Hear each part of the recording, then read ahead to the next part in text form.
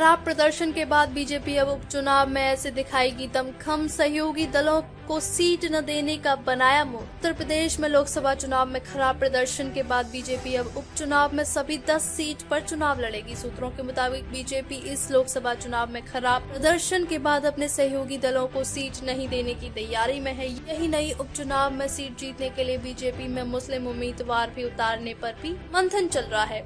BJP में लगातार मंथन जारी। गौरतलब है कि यूपी में 10 सीट पर उपचुनाव होने हैं। जिन 10 सीट पर उपचुनाव होना है उनमें 2022 में 5 समाजवादी पार्टी, 3 बीजेपी, 1 आरएलडी और 1 निषाद पार्टी ने जीती थी। लोकसभा चुनाव के नतीजे आने के बाद यूपी बीजेपी में लगातार मंथन चल रहा है। हार के कारणों को पता लगाने की कोशिश की जा रही है। बीजेपी को ज्यादा वोट नहीं दिला पाए सहयोगी दल। बीजेपी की रिपोर्ट के मुताबिक लोकसभा चुनाव में सहयोगी दल बीजेपी को ज्यादा वोट नहीं दिला पाए। लगभग हर सीट पर बीजेपी का वोट प्रतिशत कम हो गया। इन सीटों पर होना है चुनाव। मुजफ्फरनगर की मीरापुर सीट आरएलडी विधायक चंदन चौहान के सांसद बनने से खाली हुई है। मिर्जापुर के मंझवा से निषाद पार्टी विधायक विनोद कुमार बिंद सांसद बने हैं, लेकिन इन सीट पर भी बीजेपी अपना उम्मीदवार उतारने की तैयारी में है। लोकसभा चुनाव के नतीजों के बाद बीजेपी हर हाल में उपचुनाव में बेहतर प्रदर्शन करना चाहती है। उपचुनाव वाली सीट पर बीजेपी ने सरकार के मंत्रियों की ड्यूटी लगाई है।